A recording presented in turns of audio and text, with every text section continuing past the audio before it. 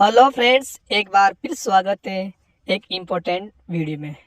Friends, इस video में गणित शिक्षण विधियाँ 2011, 12, 15, 18, 21, 22 रीट के एग्जाम में जितने भी शिक्षण विधियों के क्वेश्चन पूछे गए हैं फ्रेंड्स, उन सभी को हम एक साथ इस वीडियो में कंप्लीट करेंगे।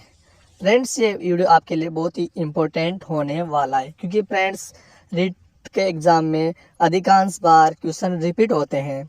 तो ये मान लो इस वीडियो में से कम शिक्षण वीडियो के आपके 4 या 5 क्वेश्चन रीट एग्ज़ाम 2025 में बहुत आसानी रूप से रिपीट हो जाएंगे। तो फ्रेंड्स, इस वीडियो को कृपया अंत तक देखें। अगर आप हमारे चैनल पर नए हो तो चैनल को सब्सक्राइब कीजिए, और वीडियो अच्छा लगे तो वीडियो को लाइक कीजिए और अपने दोस्तों के साथ शेयर कीजिए। स्टार्ट करते हैं फ्रेंड्स फर्स्ट क्वेश्चन से इस वीडियो को। फर्स्ट क्वेश्चन है कि संगीत मानव के अवचेतन मन, क्या है? संगीत मानव के अवचेतन मन का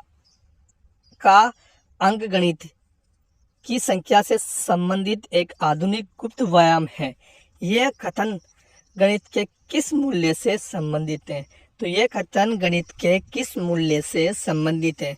संगीत मानव के अवचेतन मन का अंकगणित की संख्याओं से संबंधित एक आधुनिक गुप्त व्यायाम है। ठीक है, यह कथन गणित के किस मूल्य से संबंधित है?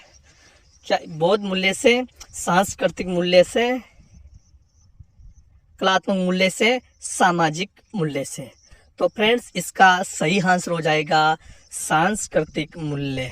ठीक है, सांस्कृतिक मूल्य से संबंधित है। नेक्स्ट क्वेश्चन है दोस्तों, गणित सभ्यता एवं संस्कृति, क्या है? गणित सभ्यता एवं संस्कृति, गणित सभ्यता एवं संस्कृति का दर्पण है। गणित सभ्यता एवं संस्कृति का दर्पण है, यह कथन किसने कहा है फ्रेंड्स? किसने कहा है फ्रेंड्स ये कथन? लॉक ने, या गैलीलियो ने, होमबेन ने, या रोजर बेकन ने? तो ये फ्रेंड्स ये कथन कहे हैं होमबेन ने। किसने कहा है? होमबेन ने, कि गणित सभ्यता एवं संस्कृति का क्या है फ्रेंड्स? दर्पण है। ये कथन कहे हैं होमबेन ने। ठीक है फ्रेंड्स, नेक्स्ट क्वेश्चन देखते हैं। निरीक्षण करो और सीखो, क्या है? निरीक्षण करो और सीखो के सिद्धांत पर, निरीक्षण करो और सीखो के सिद्धांत पर कौन सी विधि आधारित है? पहले क्या करना है? निरीक्षण करो और सीखो के सिद्धांत पर कौन सी विधि आधारित है फ्रेंड्स? क्या आगमन विधि आधारित है? क्या अनुक्रमित अनुदेशन विधि आधारित है? प्रयोगशाला विधि आधारित है? या इनमें से कोई नहीं? कौन सी विधि आधारित है फ्रेंड्स? तो फ्रेंड्स, इसका सही आंसर हो जाएगा ऑप्शन नंबर 3, प्रयोगशाला विधि। क्या है? प्रयोगशाला विधि में क्या होता है? पहले निरीक्षण करो और सीखो के सिद्धांत पर कार्य करती है प्रयोगशाला विधि। बहुत ही अच्छा क्वेश्चन है फ्रेंड्स ये। नेक्स्ट क्वेश्चन है फ्रेंड्स, प्राथमिक स्तर पर, क्या है? प्राथमिक स्तर पर खेल खेल में गणित शिक्षण कराने, प्राथमिक स्तर पर खेल खेल में गणित शिक्षण कराने के लिए कौन सी व्यवस्था लागू नहीं होती? फ्रेंड्स, क्या बोल रहा है कि प्राथमिक स्तर पर खेल खेल में गणित शिक्षण कराने के लिए कौन सी व्यवस्था लागू नहीं होती है? मोंटेरी विधि, डाल्टन, किंडरगार्टन, या व्याख्यान? तो कौन सी विधि लागू नहीं होती है फ्रेंड्स? तो फ्रेंड्स, व्याख्यान विधि क्या है? प्राथमिक स्तर पर खेल में गणित कराने के लिए लागू नहीं होती। ठीक है फ्रेंड्स, नेक्स्ट क्वेश्चन है। नेक्स्ट क्वेश्चन बोल रहा है कि निदानात्मक, क्या बोल रहा है फ्रेंड्स? कि निदानात्मक परीक्षण का उद्देश्य है। निदानात्मक परीक्षण का क्या उद्देश्य है फ्रेंड्स? निदानात्मक परीक्षण का क्या उद्देश्य है? तो निदानात्मक परीक्षण का उद्देश्य है गणित विषय की अध्ययन एवं अध्यापन प्रक्रिया में सुधार करना। गणित विषय की अध्ययन एवं अध्यापन प्रक्रिया में क्या करना फ्रेंड्स? सुधार करना। ये क्या है? निदानात्मक परीक्षण का उद्देश्य है गणित विषय की अध्ययन एवं अध्यापन प्रक्रिया में क्या? सुधार करना। फ्रेंड्स, ये ऐसे क्वेश्चन है जो आपके बार बार एग्जाम में, रीट के एग्जाम में रिपीट हो रहे हैं फ्रेंड्स। तो बहुत ही शानदार क्वेश्चन है और आने वाले 2025 के एग्ज़ाम में काफ़ी इम्पोर्टेंट क्वेश्चन है फ्रेंड्स अगर आपको वीडियो अच्छा लगे तो कृपया चैनल को सब्सक्राइब कराओ और वीडियो को लाइक कीजिए।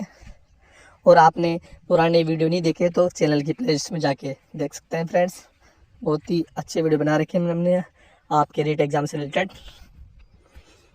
नेक्स्ट क्वेश्चन है वर्त का क्षेत्रफल बढ़ाने की सबसे उपयुक्त विधि है। वर्त का क्षेत्रफल बढ़ाने की सबसे उपयुक्त विधि कौन सी है फ्रेंड्स? वर्त का क्षेत्रफल बढ़ाने की सबसे उपयुक्त विधि है कौन सी है फ्रेंड? वर्त का क्षेत्रफल बढ़ाने की उपयुक्त विधि आगमन विधि है, निगमन विधि है, व्याख्यान विधि है, प्रयोगशाला विधि है। कौन सी विधि है फ्रेंड्स? तो वर्त का क्षेत्रफल बढ़ाने की विधि कौन सी है फ्रेंड्स? वर्त का क्षेत्रफल बढ़ाने की विधि है निगमन विधि। निगमन विधि वर्त का क्षेत्रफल बढ़ाने की सबसे उपयुक्त विधि है फ्रेंड्स, निगमन विधि, जिसके द्वारा हम क्या है वर्त का क्षेत्रफल बढ़ा सकते हैं। ठीक है फ्रेंड्स। नेक्स्ट क्वेश्चन है फ्रेंड्स आपके लिए बहुत ही अच्छा क्वेश्चन है। क्या बोल रहा है कि गणित में स्लाइड रूल क्या है? Slide rule. गणित में स्लाइड रूल का उपयोग होता है। गणित में स्लाइड रूल का उपयोग होता है किसके लिए उपयोग होता है फ्रेंड्स? गुणन एवं भाजन के लिए, कोण मापन के लिए, आकृति को छोटा एवं बड़ा मापन करने के लिए, उन्नयन कोण मापने के लिए। तो बताइए फ्रेंड्स कमेंट बॉक्स में कृपया कमेंट कीजिए इस क्वेश्चन का आंसर कि गणित में स्लाइड रूल का उपयोग होता है किसके लिए होता है फ्रेंड्स? गुणन एवं भाजन के लिए। तो फ्रेंड्स किसके लिए होता है? गुणन एवं भाजन के लिए गणित में स्लाइड रूल का उपयोग होता है। गुणन एवं भाजन के लिए गणित में स्लाइड रूल का उपयोग होता है। नेक्स्ट क्वेश्चन है कि निम्नलिखित में से कौन सा गणित की प्रकृति से संबंधित नहीं है? निम्नलिखित में से कौन सा गणित की प्रकृति से संबंधित नहीं है? बताइए फ्रेंड्स गणित की प्रकृति से संबंधित नहीं है कौन सा नहीं है? गणित में अमूल प्रत्ययों की व्याख्या की जाती है। गणित में सामान्यानुमान का क्षेत्रफल सीमित है। गणित एक सार्वभौमिक विषय है। संख्या, स्थान, मापन इत्यादि गणित के आधार हैं। तो फर्स्ट तो सही है, थर्ड भी सही है और फोर्थ भी सही है। तो ऑप्शन नंबर बी क्या है फ्रेंड्स? गलत है। ऑप्शन नंबर बी ठीक है, ये गणित की प्रकृति से संबंधित नहीं है क्योंकि गणित में सामान्यानुमान का क्षेत्र सीमित नहीं है फ्रेंड्स। इसका क्या है? विस्तृत क्षेत्र है। कौन सा क्षेत्र है? विस्तृत क्षेत्र है। ठीक है, विस्तृत क्षेत्र है, सीमित क्षेत्र नहीं है। तो इसका राइट आंसर हो जाएगा ऑप्शन नंबर बी आपका सही आंसर हो जाएगा। देखते हैं क्वेश्चन नंबर 3। शब्द कौन सा शब्द करिकुलम। शब्द करिकुलम किस भाषा से लिया गया है? शब्द करिकुलम किस भाषा से लिया गया है? शब्द करिकुलम किस भाषा से लिया गया है फ्रेंड्स? तो फ्रेंड्स ये है ऑप्शन नंबर बी, लैटिन भाषा से करिकुलम शब्द लिया गया है।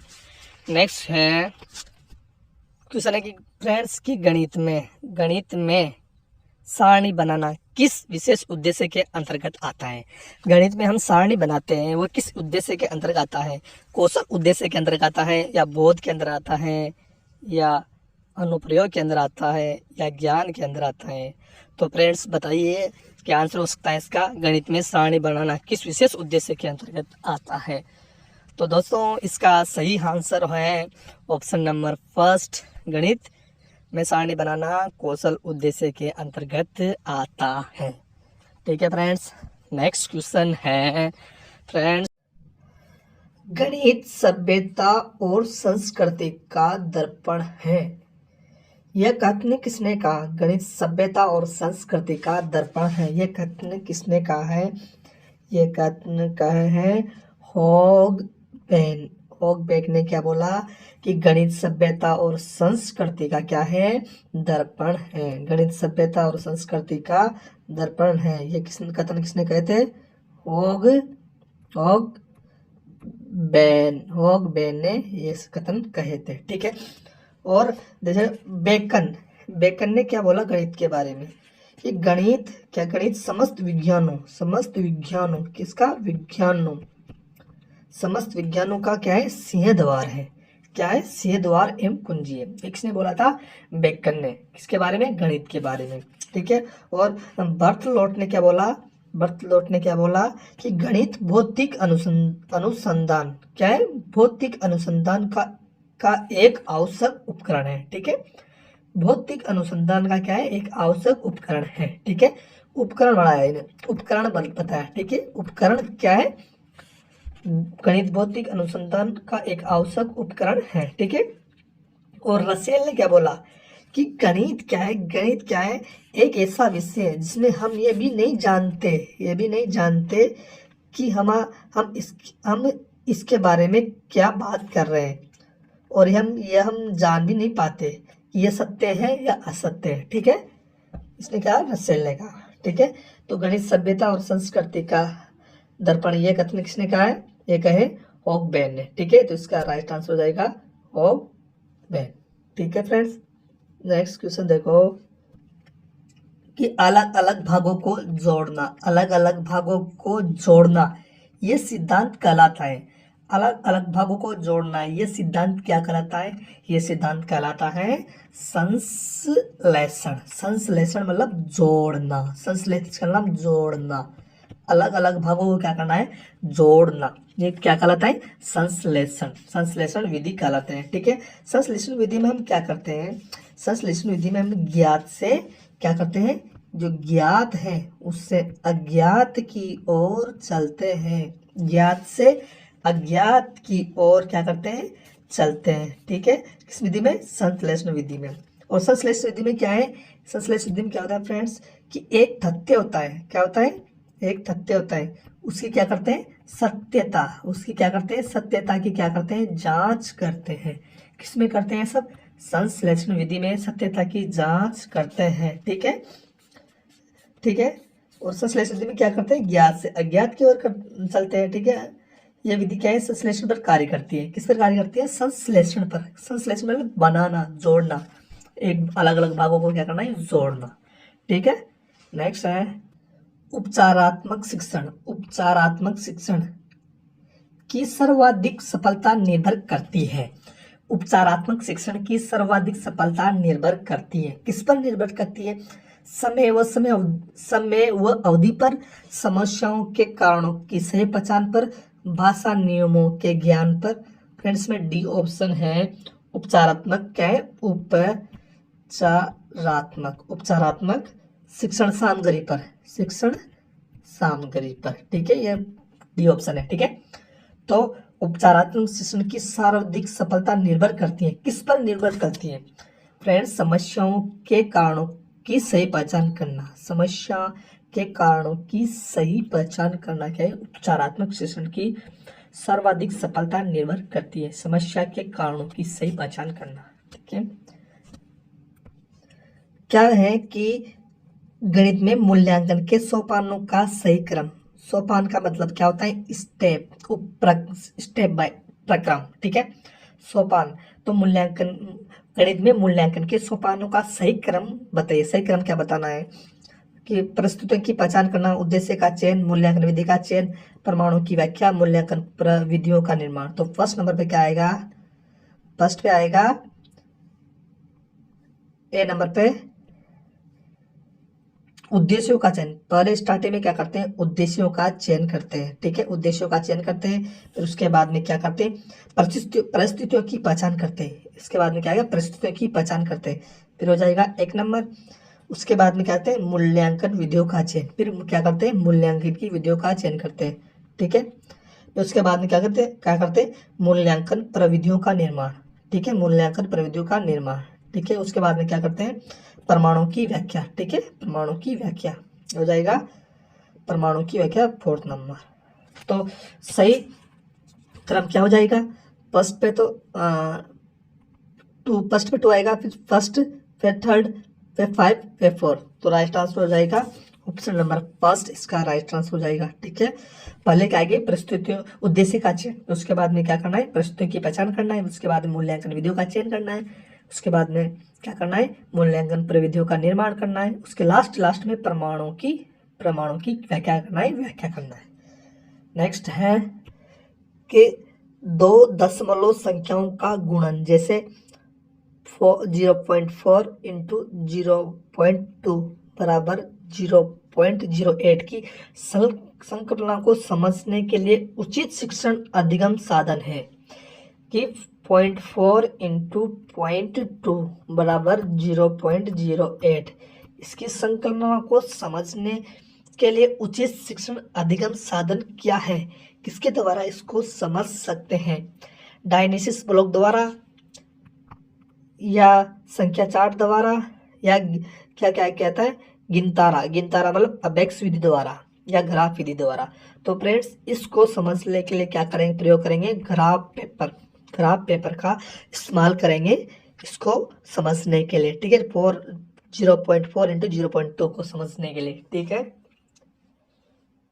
नेक्स्ट है कि जो विद्यार्थी ज्यामिति नहीं समझ सकते वह इस विद्यालय में नहीं आ सकते। ये कथन किसका है कि जो विद्यार्थी ज्यामिति नहीं समझ सकते वह इस विद्यालय में नहीं आ सकते। इस विद्यालय का मतलब गणित के विद्यालय में नहीं आ सकते। यह कथन किसने कहा है? यह कथन कहा है प्लेटो ने कहा है ये कथन कि जो विद्यार्थी ज्यामिति नहीं समझ सकते वह इस विद्यालय में नहीं आ सकते। निम्न में से कौन सा गणित की प्रकृति को नहीं दर्शाता? निम्न में से कौन सा कथन है जो गणित की प्रकृति को नहीं दर्शाता? कौन सा कथन है फ्रेंड्स? इसमें आपको बताना है कि गणित की प्रकृति को कौन सा कथन दर्शा नहीं रहा। गणित की अपनी भाषा होती है जिसके माध्यम से सूत्र, प्रत्यय और सिद्धांत का प्रतिपादन किया जाता है। गणित में अमूर्त प्रत्ययों की व्याख्या का अवसर होता है। गणित में सामान्यकरण का क्षेत्र संकुचित होता है। संख्या, स्थान, मापन आदि गणित का आधार है। तो इन चारों ऑप्शनों में से ऐसा कौन सा ऑप्शन है जो गणित की प्रकृति को नहीं दर्शाता? फ्रेंड्स, ऑप्शन नंबर 3 ऐसा ऑप्शन है जो गणित की प्रकृति को नहीं दर्शा रहा, क्योंकि गणित में सामान्य जिससे का क्षेत्र संकुच नहीं होता। संकुच का मतलब सिकड़ा हुआ नहीं होता, एक फैला हुआ क्षेत्र होता है, ठीक है। और गणित की अपनी भाषा होती है जिसके माध्यम से सूत्र, प्रत्यय और सिद्धांत का प्रतिपादन किया जाता है। तो ये फर्स्ट वाला भी सही है, सेकंड भी सही है और फोर्थ भी सही है, लेकिन थर्ड ऑप्शन गलत है, क्योंकि इसमें क्या बताया है कि गणित में सामान्यकरण का क्षेत्र संकुचित होता है। संकुचित नहीं होता फ्रेंड्स, इसमें विस्तृत होता है, ठीक है। तो इसका राइट आंसर हो जाएगा ऑप्शन नंबर 3, इसका राइट आंसर हो जाएगा। नेक्स्ट क्वेश्चन लेते हैं कि गणित की उन्नति तथा वृद्धि देश की संपन्नता से संबंधित है। क्या है? गणित की उन्नति तथा वृद्धि देश की संपन्नता से संबंधित है। यह कथन गणित के कौन से मूल्य को प्रदर्शित करता है? यह कथन गणित के कौन से मूल्य को प्रदर्शित करता है? गणित का सामाजिक मूल्य, गणित का नैतिक मूल्य, गणित के कलात्मक मूल्य, गणित के अनुशासनात्मक मूल्य। तो फ्रेंड्स, ये गणित का सामाजिक मूल्य को प्रदर्शित करता है कि गणित की उन्नति तथा वृद्धि देश की संपन्नता से संबंधित है। तो ऑप्शन नंबर फर्स्ट आपका सही आंसर हो जाएगा। नेक्स्ट है कि एक ऐसी योजना जो ये जानने का प्रयास करती है, एक ऐसी योजना जो ये जानने का प्रयास करती है कि विद्यार्थी कितना समझते हैं और इस आधार पर यह तय किया जा सके कि प्रत्येक की व्यक्तिगत अथवा वर्ग की आवश्यकता के अनुसार भविष्य का शिक्षण तय हो सके, कहलाता है। क्या कहलाता है? एक ऐसी योजना क्या है जिसमें यह प्रयास किया जाता है कि विद्यार्थी कितने समझते हैं और इस आधार पर यह तय किया जाता है कि उनके प्रत्येक की व्यक्तिगत अथवा वर्ग की आवश्यकताओं के अनुसार भविष्य का शिक्षण तय हो सके। तो ये क्या कहलाता है? तो फ्रेंड्स, ये कहलाता है निदानात्मक आकलन कहलाता है। ठीक, क्या कहलाता है? निदानात्मक आकलन कहलाता है। नेक्स्ट है कि निम्न में से कौन सा औपचारिक आकलन की व्यवस्था को नहीं दर्शाता? औपचारिक आकलन, ठीक है, की विशेषता को कौन नहीं दर्शा रहा? ऐसा कौन सा ऑप्शन है इसमें से जो औपचारिक आकलन की विशेषता को नहीं दर्शाता? ठीक है फ्रेंड्स, तो फर्स्ट है कि विद्यार्थी अपने उत्तर पुस्तिका में जैसा कार्य कर रहे हो उस तरह देखना। विद्यार्थी जब अन्य विद्यार्थियों को समझाने अथवा चर्चा में व्यस्त हो उसे सुनना। अध्यापक द्वारा पूछे गए प्रश्नों पर दिए जाने वाले उत्तरों को। तो औपचारिक आकलन की विशेषता को नहीं दर्शाता, तो ये फर्स्ट ऑप्शन भी दर्शा रहा है औपचारिक आकलन की विशेषता को, सेकंड भी दर्शा रहा है, थर्ड भी दर्शा रहा है। तो तीनों ऑप्शन है ये औपचारिक आकलन की विशेषता को दर्शाता है। तो इसका फोर्थ ऑप्शन इनमें से कोई नहीं, ये आपका सही आंसर हो जाएगा।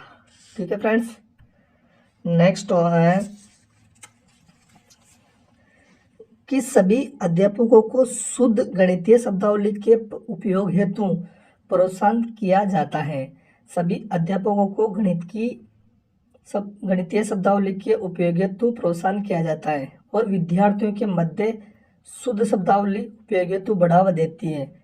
इस शब्दावली को जाना जाता है। इस शब्दावली को किस नाम से जाना जाता है? सभी अध्यापकों क्या है, शुद्ध गणितीय शब्दावली के प्रयोग के लिए क्या करते हैं, प्रोत्साहन करते हैं। ठीक है, तो इस शब्दावली को जाना जाता है। इस शब्दावली को किस नाम से जाना जाता है? इस शब्दावली को गणित शिक्षण भाषा के नाम से जाना जाता है। किससे जाना जाता है? गणित शिक्षण भाषा के नाम से जाना जाता है। नेक्स्ट है कि नीचे दिए गए कथनों में से कौन सा कथन गणित की विशेषता को सही नहीं दर्शाता? ऐसा कौन सा कथन है जो गणित की विशेषता को सही नहीं दर्शाता? गणित विचारों का तार्किक विज्ञान है। गणित क्या है? विचारों का तार्किक विज्ञान है। गणित मनुष्य के मस्तिष्क में तर्क की आदत को बनाने का मार्ग है। गणित अमूर्त विज्ञान नहीं है। गणित को संख्या स्थान के विज्ञान के रूप में परिभाषित किया गया है। तो फ्रेंड देखो, गणित की विशेषता इनमें से कौन सी नहीं है? फर्स्ट देखो, गणित विचारों का तार्किक विज्ञान है। हाँ, गणित क्या है? विचारों का तार्किक विज्ञान है।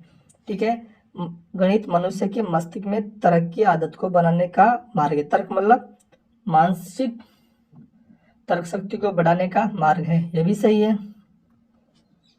गणित अमूर्त विज्ञान नहीं है, ये गलत। गणित अमूर्त विज्ञान है।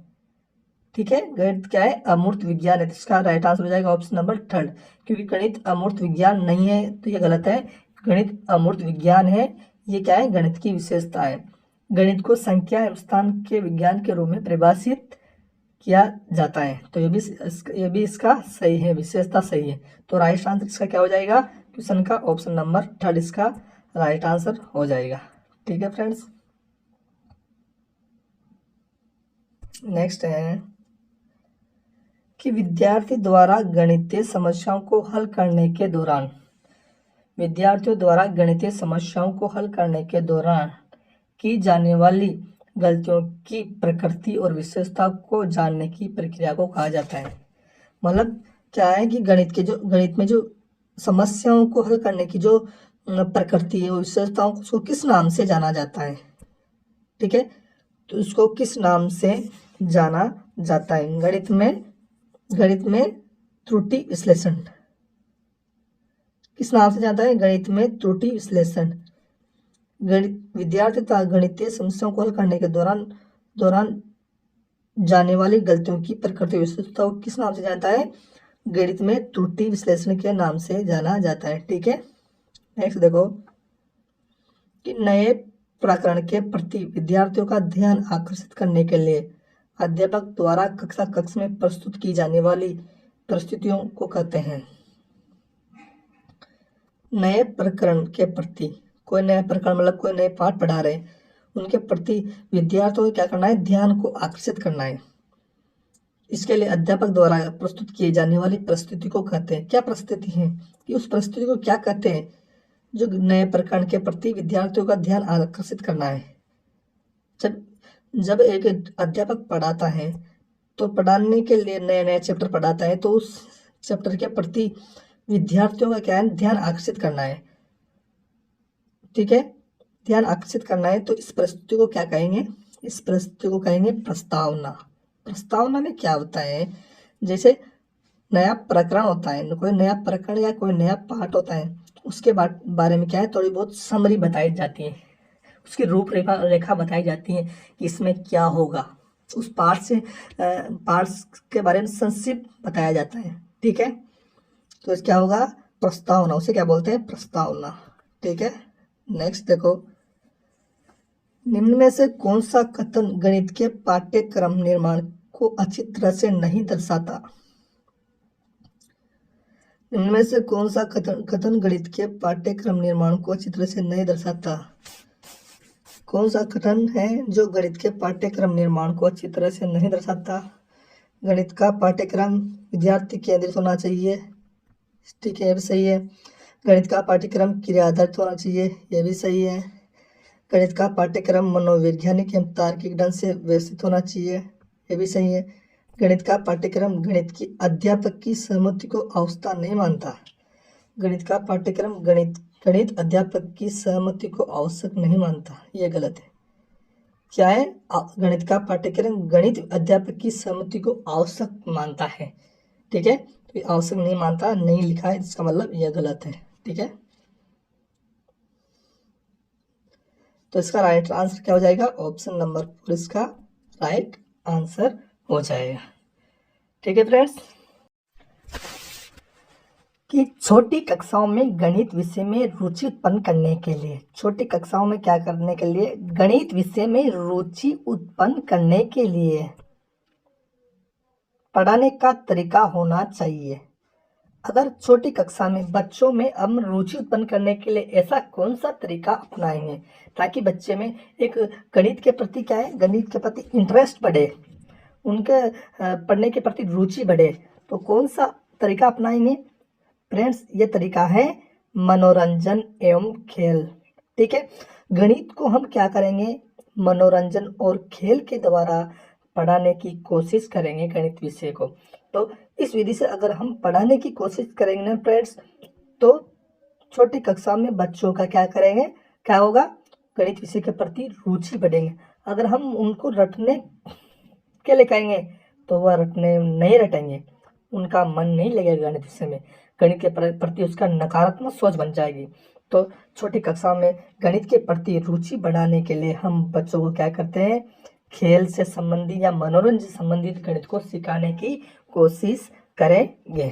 ठीक है, नेक्स्ट है कि निम्न में से किसमें गणित विषय का प्रयोग स्पष्ट रूप से नहीं हो रहा है।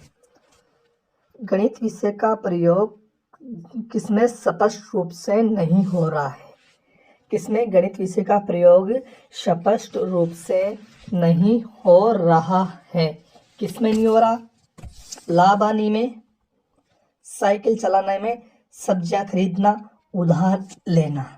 तो फ्रेंड्स साइकिल चलाने में गणित का उपयोग नहीं हो रहा है। अगर किसी को कोई गणित नहीं आती तो इसका मतलब थोड़ी है कि उसको साइकिल चलाना नहीं आता, वो साइकिल चलाना नहीं सीख सकता। तो गणित का और साइकिल चलाने का कोई रिलेशन नहीं है। ठीक है, जैसे कि लाभ और हानि में क्या है, गणित का उपयोग होता है। सब्जियां खरीदते हैं उसमें भी हम गणित का उपयोग लेते हैं, उधार के लेन देन में भी हम गणित का उपयोग लेते हैं। ठीक है, लेकिन हम साइकिल चलाने में गणित का प्रयोग नहीं लेते हैं। ठीक है फ्रेंड्स, अब देखो नेक्स्ट है कि यदि एक विद्यार्थी गणित विषय में कई बार अनुत्तीर्ण हो जाता है, एक विद्यार्थी गणित विषय में कई बार अनुत्तीर्ण मतलब फेल हो जाता है, तो ये जानने के लिए कि गणित की किस विशेष शाखा में वह कमजोर है। अगर एक विद्यार्थी गणित में बार बार फेल हो रहा है तो ये जानने के लिए गणित की कौन सी शाखा में मतलब कौन से टॉपिक में वह कमजोर है, इसके लिए कौन सी विधि प्रयोग में ली जाएगी, फ्रेंड्स, तो इसके लिए ली जाएगी निदानात्मक तरीका मतलब निदानात्मक परीक्षण उपयोग में लिया जाएगा। ठीक है, इसमें निदानात्मक में क्या होता है, अधिगम कठिनाइयों के सूत्रों का पता लगाया जाता है। ठीक है, क्या क्या किया जाता है? अधिगम मतलब जो पढ़ने में कठिनाई आती है उनके क्षेत्रों का पता लगाया जाता है, उन्हें पहचाना जाता है तब उनके कारणों की खोज की जाती है। ठीक है, ये सब किस में होता है? निर्धारात्मक परीक्षण में ये सब कुछ होता है। ठीक है फ्रेंड्स, नेक्स्ट देखो कि छात्र गणितीय गणना में गति प्राप्त कर सकते हैं। छात्र गणितीय गणना में गति प्राप्त कर सकते हैं।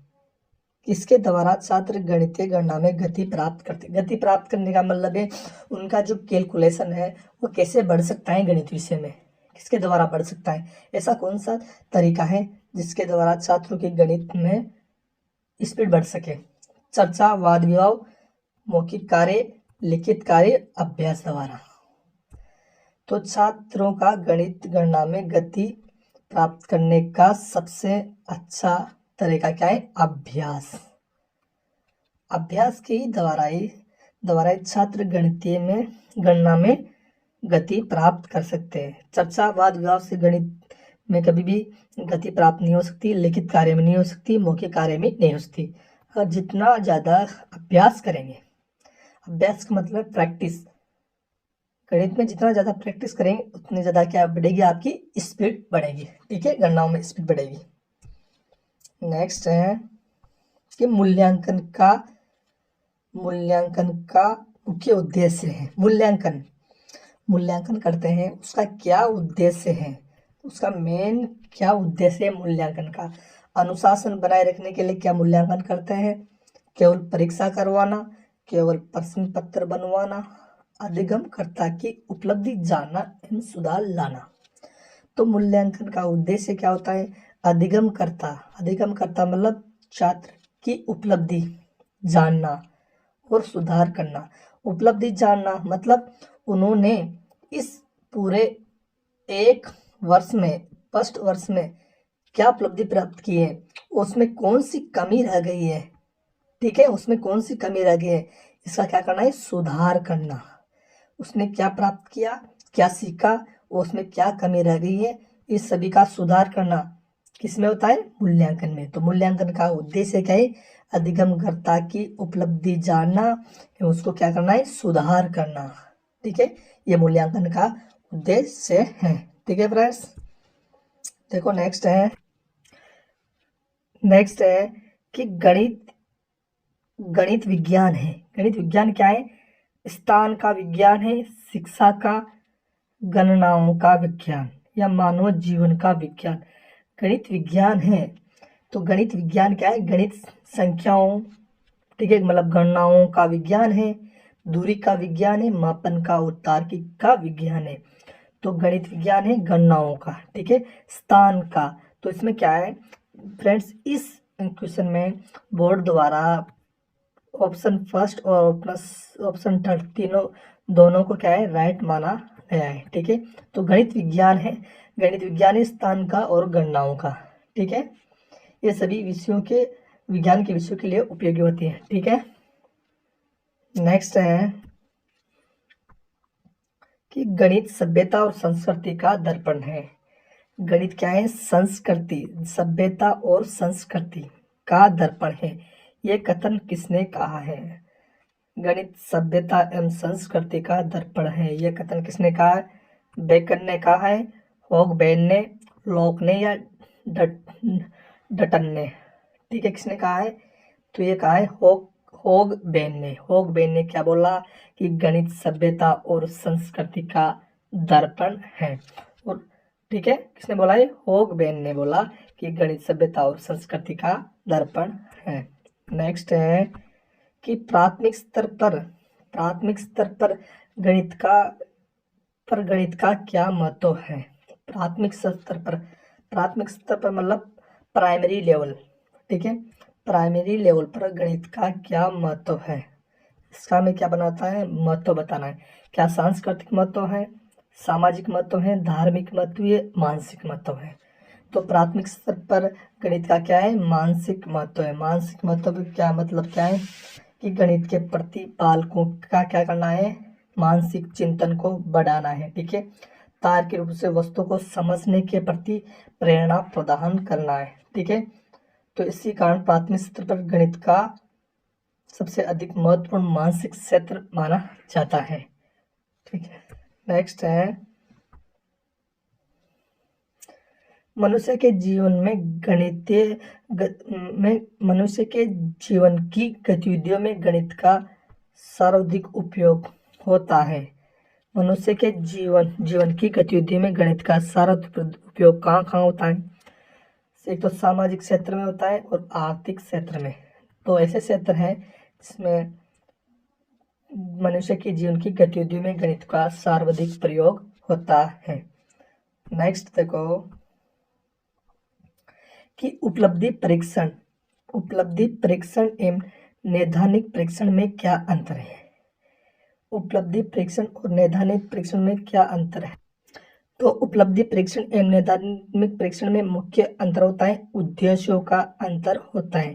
ठीक है, क्या होता है? उद्देश्यों का अंतर होता है। जैसे कि उपलब्धि परीक्षण, फ्रेंड्स उपलब्धि परीक्षण में क्या होता है? ये संपूर्ण अपना जो संपूर्ण पाठ्य पुस्तक पर आधारित होता है। कौन सा परीक्षण? मतलब कहने का मतलब यह है कि यह परीक्षण संपूर्ण पाठ्यक्रम पर आधारित होता है, जबकि ये नैदानिक परीक्षण क्या होता है? वे विषय अंतर्गत भिन्न छोटी छोटी इकाइयां होते हैं, उनके पाठों पर आधारित होता है। ठीक है, और उपलब्धि परीक्षण में क्या होता है फ्रेंड्स? इस परीक्षण में मापन के बाद परिणाम घोषित किया जाता है। पहले क्या किया जाता है? मापन किया जाता है, उसके बाद परिणाम घोषित किया जाता है। जबकि नैदानात्मक परीक्षण में क्या होता है? इसमें परीक्षाओं के उपचारात्मक शिक्षण अनिवार्य होता है। ठीक है फ्रेंड्स, नेक्स्ट है कि वस्तुनिष्ठ परीक्षण की सर्वाधिक महत्वपूर्ण विशेषता क्या होती है? वस्तुनिष्ठ परीक्षण की सर्वाधिक महत्वपूर्ण विशेषता क्या होती है? वस्तुनिष्ठ परीक्षण का मतलब होता है कि जैसे कि हम ऑब्जेक्टिव पेपर लेते हैं, बच्चों का ऑब्जेक्टिव पेपर लेते हैं, उसकी विशेषता क्या होती है? उसकी महत्वपूर्ण विशेषता क्या होती है? विश्वसनीय होनी चाहिए, वह वैधता होना चाहिए, वस्तुनिष्ठ होना चाहिए। तो उपरोक्त सभी इनकी विशेषता है। वस्तुनिष्ठ परीक्षण की शाब्दिक विशेषता यह है, उपरोक्त सभी है। ठीक है, वस्तुनिष्ठ परीक्षणों के चयन एवं निर्माण में हम क्या करते हैं? विश्वसनीयता रखते हैं, समग्रता रखते हैं, विभेदता रखते हैं, व्यवहारिकता रखते हैं, बाह्य कौशलों का परीक्षण का भी ध्यान रखते हैं। ठीक है फ्रेंड, नेक्स्ट है कि कौन सा कार्य अध्यापक से संबंधित नहीं है? कौन सा कार्य अध्यापक से संबंधित नहीं है? कौन सा कार्य नहीं है अध्यापक से संबंधित? योजना बनाना है, मार्गदर्शन देना, शिक्षण करना, बजट बनाना। तो कौन सा कार्य अध्यापक से संबंधित नहीं है फ्रेंड्स? अध्यापक से संबंधित कार्य क्या नहीं है? बजट बनाना नहीं है। बजट बनाना अध्यापक का कार्य नहीं है। बजट बनाना वित्त मंत्री का कार्य होता है, बजट बनाना। ठीक है, तो अध्यापक का कार्य करना है योजना मतलब पाठ की योजना बनाना। ठीक है, शिक्षण करना मतलब पढ़ाना, और उस बच्चों को क्या करना है? मार्गदर्शन देना। ये सभी कार्य क्या है? अध्यापक के सभी कार्य हैं। ठीक है, तो इसका आंसर हो जाएगा बजट बनाना अध्यापक का कार्य नहीं है। नेक्स्ट है कि सर्वाधिक प्रभावशाली शिक्षण सामग्री है प्रत्यक्ष अनुभव। कौन सा है? प्रत्यक्ष अनुभव सर्वाधिक प्रभावशाली शिक्षण सामग्री। प्रत्यक्ष अनुभव का मतलब क्या होता है? जो हमारे सामने, जो हमारे आंखों के द्वारा देखी गई चीज, वो सर्वाधिक प्रभावशाली शिक्षण सामग्री मानी जाती है। जैसे किसी ने कहा, मुंह से कहा, तो उसका हम एक सत्यनिष्ठा नहीं कर सकते, लेकिन जो हमने देखा है, हमें आंखों से देखा है, हमें अनुभव किया है, मतलब हमारे सामने प्रत्यक्ष देखा है, तो प्रत्यक्ष अनुभव सबसे प्रभावशाली शिक्षण सामग्री मानी जाती है। ठीक है फ्रेंड्स, नेक्स्ट, विज्ञानों का द्वार एवं कुंजी है। क्या है? गणित सभी विज्ञानों का द्वार एवं कुंजी है।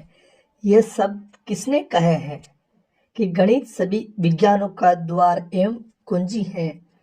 रॉजर बैकन ने, हैमिल्टन ने, प्लेटो ने, ब्रेंड रसेल ने। किसने कहे हैं? यह शब्द कहे हैं रोजर बैकन ने। रोजर बैकन ने कहा है कि गणित सभी विज्ञानों का द्वार एवं कुंजी है। यह शब्द रोजर बैकन ने कहा है। और फ्रेंड्स, प्लेटो ने गणित के बारे में क्या कहा है? प्लेटो ने कहा है कि जो विद्यार्थी क्या है? जो विद्यार्थी ज्यामिति क्या है? ज्यामिति को नहीं समझ सकते, जो विद्यार्थी ज्यामिति नहीं समझ सकते, वे इस विद्यालय में नहीं आ सकते। इस विद्यालय का मतलब वह गणित के विद्यालय में नहीं आ सकते। ये किसने कहा है? प्लेटो ने गणित के बारे में कहा है। ठीक है, प्लेटो ने। और किसने क्या कहा है? बर्ट्रैंड रसेल ने क्या कहा है कि गणित एक ऐसी विषय है। क्या है? बर्ट्रैंड रसेल ने बोला है कि गणित एक ऐसी विषय है जिसमें हम यह नहीं जानते कि हम इसके बारे में बात कर रहे हैं, और नहीं जान पाते कि हम जो कर रहे हैं वो सत्य है या असत्य। ठीक है, मतलब बर्ट्रैंड रसेल ने कहा है कि गणित एक ऐसा विषय है जिसके बारे में ये हम नहीं कह सकते कि ये सत्य है या ये एक असत्य है। ठीक है, नेक्स्ट कि नेक्स्ट देखो, नेक्स्ट क्या बोल रहा है? नेक्स्ट क्वेश्चन कि गणित के अध्ययन से एक बच्चे में किस गुण का विकास होता है? गणित की जो स्टडी करते हैं उससे एक बच्चे में किस प्रकार के गुण का विकास होता है? क्या उसमें आत्मविश्वास का गुण का विकास होता है, तार्किक सोच का विकास होता है, विश्लेषक सोच का विकास होता है, या ये सभी? तो गणित के अध्ययन से एक बच्चे में आत्मविश्वास का विकास भी होता है फ्रेंड्स। तार्किक सोच उसकी बढ़ती है। अगर गणित का अध्ययन करेंगे तो उसके मन में तार्किक सोच बढ़ेगी। तार्किक सोच का मतलब है जैसे कि 2 + 2 = क्या होता है? 4। इन्हें क्या बोलते हैं? तार्किक सोच का विकास होता है। विश्लेषणात्मक शक्ति बढ़ती है, सोच बढ़ती है। तो क्या है? गणित के अध्ययन से बच्चे में इन सभी गुणों का क्या होता है? विकास होता है। तो गणित के अध्ययन से बच्चे में इन सभी गुणों का विकास होता है। नेक्स्ट देखो कि सामान्य से विशिष्ट का सिद्धांत कौन सा सिद्धांत है? सामान्य से विशिष्ट का सिद्धांत निम्न में से किस में प्रयोग होता है? सामान्य से विशिष्ट का सिद्धांत किस में प्रयोग होता है? ऐसी कौन सी विधि है जिसमें सामान्य से विशिष्ट का सिद्धांत प्रयोग होता है? क्या वह आगमन विधि है, निगमन विधि है, संश्लेषण विधि है, या विश्लेषण विधि है? ऐसी कौन सी विधि है जिसमें सामान्य से विशिष्ट सिद्धांत का प्रयोग होता है? तो फ्रेंड्स, ये विधि कौन सी है? ये विधि है निगमन विधि। निगमन विधि है जिसमें निगमन विधि क्या है? जिसमें सामान्य से विशिष्ट का प्रयोग होता है। इसका मतलब क्या हुआ? इसमें क्या होता है? पहले नियम होता है। ठीक है, नियम से क्या करते हैं?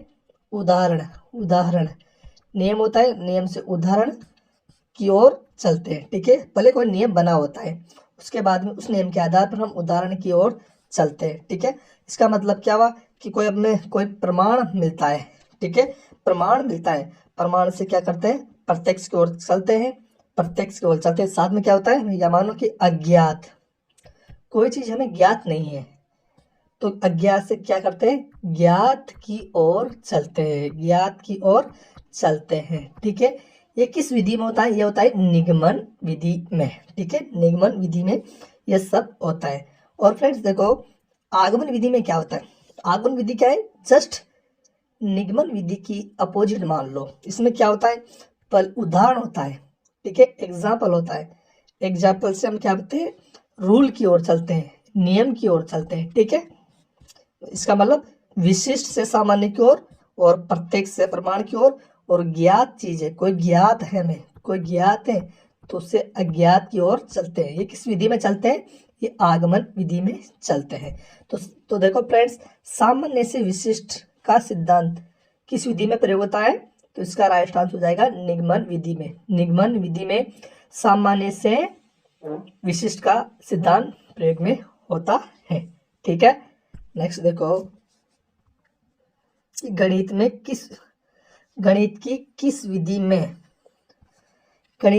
विधि में हम प्राय सूत्र तथा नियमों की सहायता लेते हैं? गणित की ऐसी कौन सी विधि है फ्रेंड जिसमें हम सूत्रों और नियमों की सहायता लेते हैं? वो विधि कौन सी है जिसमें सूत्र और नियमों की सहायता लेते हैं? तो वह कौन सी विधि है? वह निगमन विधि है। ठीक है, निगमन विधि में क्या करते हैं? सूत्र और नियमों की सहायता लेते हैं। ठीक है, मैंने पहले वाले क्वेश्चन में बताया है कि इसमें क्या होता है, नियम होता है, उसे क्या करते हैं? एग्जाम्पल, उदाहरण की ओर चलते हैं। हमें कोई नियम दे रखा है, उससे क्या करते हैं? उदाहरण की ओर चलते हैं। ठीक है,